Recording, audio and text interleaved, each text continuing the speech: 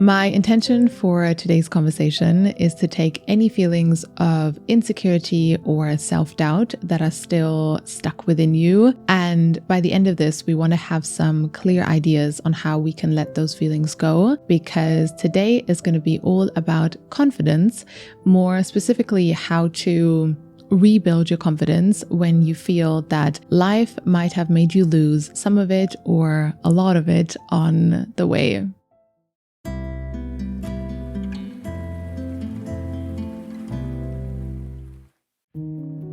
I really believe that we are all born into this world with a cup that is overflowing with self-love and confidence. And if not for life, we would probably have continued to be those happy, confident beings until today. But that's not always how it goes, because life happens. We see things and we experience things, and often some of those experiences make us lose our confidence. And I think then it's really up to us to decide if we want to come back to that initial confidence or not. Something that really helped me make sense of things was to look at that journey of losing and refinding my confidence as a two-step process. There was step one and there was step two. So like all of us, I came into this world confident and knowing my confidence, and then I experienced things that made me lose my confidence. So then I was down here, and at some point I was like, okay, being down here is really, really miserable, so I want to build my way back up again. And that started with step one, which was finding confidence. At that point, you're not trying to figure out how can I become more confident or how can I become the most confident person in the room, because at that point you're just trying to figure out what even is confidence. Like, what am I even looking for, and how can I get to a point where I don't feel that my lack of confidence is affecting every single area of my life and everything that I want to do.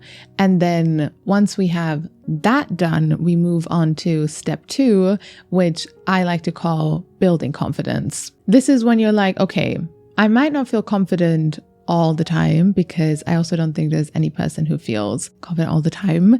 But now at least I know what confidence is. I know what I'm looking for. I know what it feels like because I've experienced it before. And so now I just want to solidify that. I want to become stronger in that. I want to build on that. And I think then that is also its own endless journey that will continue forever, and it has its own ups and downs.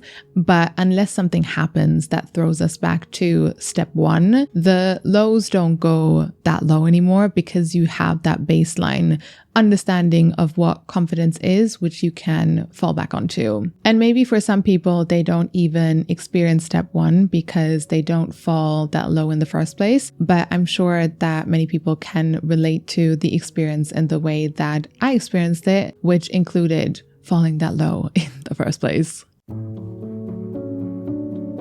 For me, I found it so helpful to look at this journey as a two-step process, because I realized when people talk about confidence and how to become more confident, mostly it's a conversation about step two. So this common advice that we hear, if you want to become more confident, then believe in yourself more, get out of your comfort zone more, write gratitude lists, journal, say positive affirmations to yourself. Like, all of those things are great. And we've talked about those things on here before, but I think those tools only work when you are in step two. So you already have like a baseline understanding of what confidence even is.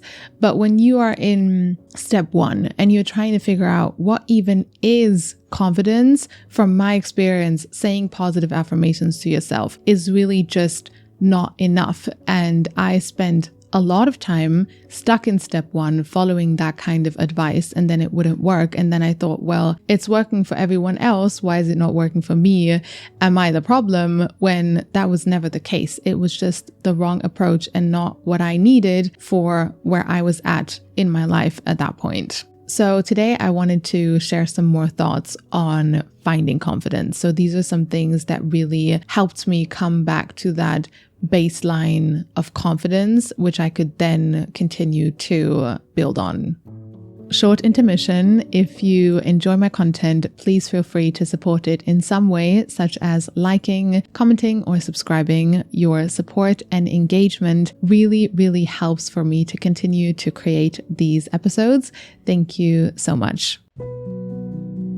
Something that really changed the game for me was to look at that confidence that I felt I had lost through things that I had experienced in my life, to look at it as pieces or fractions of my confidence that literally got stuck in those experiences that made me lose it in the first place. And now it was up to me to go back into those experiences to get those pieces of confidence back. And let me explain a little bit more what I mean by that. As an example, let's say you go through a really shitty experience with friendships. So a friend betrays you and then you lose that friendship. And that's a really hard thing to experience. And so it makes you lose confidence in friendships. You might start to struggle to trust friends, or you struggle to trust yourself in friendships. You might even just struggle to spend time with friends, meaning there are literally now pieces of your confidence stuck in those experiences, and it's up to you to go back into those experiences to get those pieces of confidence back. So how do we do that? How do we get those pieces of confidence back? From my experience, it was all about you go back into the area of your life where you have lost your confidence, but you go back in as the new version of you who learned and grew from the past experience that made you lose your confidence in the first place. That's the important part. So in the example of friendships, I'm not saying go back to that friend of yours who betrayed you and hope that this time it turns out differently. We're not going to do that. But maybe you just have to give friendships a chance again. So you reinvest in old friendships where you might have started to pull away, or you go to that dinner or event or gathering that you were invited to if that feels hard, or you spend more time with new friends again. You just go back into the area of your life where you can feel in that moment, I don't have the same confidence anymore that I used to have or that I want to have. And from my experience, once you go back into it, mostly the situation goes one of two ways. Option one, you have a new positive experience. So you go back in, and because you go back in as the new version of yourself who learned and grew from your past, and now you have more clarity on what you want and who you are, now because of all of that, you have new positive experiences. So in the example of friendships, maybe you start to connect with amazing new friends, or that old friendship turns out to be really, really great. And you start to have these new positive experiences, and through that you get your confidence back, because you show yourself, wait, I have the ability to rebuild my confidence in this area of my life regardless of what I've experienced in my past. Or option two, you have a new challenging experience. This is not my favorite of the two options, but honestly, it's life and it happens. It happened to me more than just once when I was like, okay, I'm going to go back into this area of my life and get my confidence back. I'm going to give something another chance. And then boom, I fell on my face. So in the example of friendships,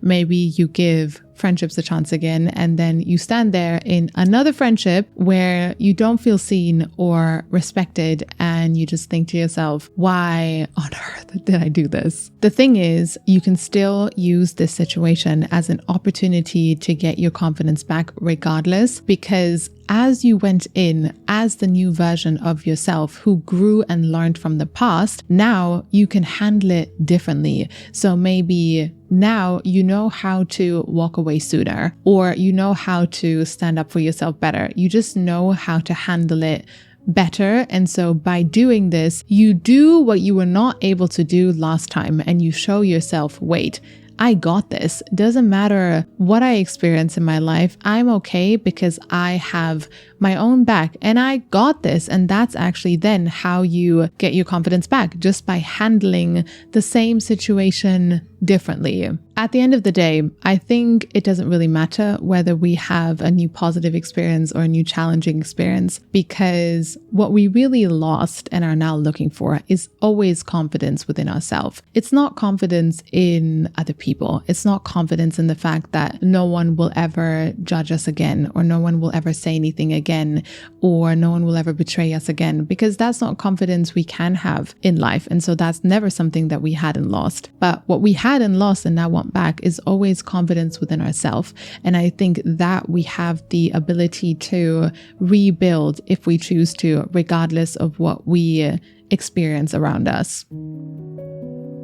I know it's not always easy, because I think as humans, we really struggle to look at the areas of our life where we don't feel confident, let alone go back into those areas. And so I think a common trick that the mind will start to play on us is that we try to build confidence in other areas of our life to cover that up. So maybe you still really struggle to find your confidence in friendships, and then you hyperfixate on building confidence in work or in romantic relationships to try and cover that up. But for me personally, that cycle never worked, because at the end of the day, when I was really honest with myself, I always missed the parts of my confidence that I felt I had lost in certain areas of my life. And so learning more about how to go back into those areas to get that confidence back rather than avoiding that really made me feel like I got back pieces of myself and of my confidence that I was looking for a really long time.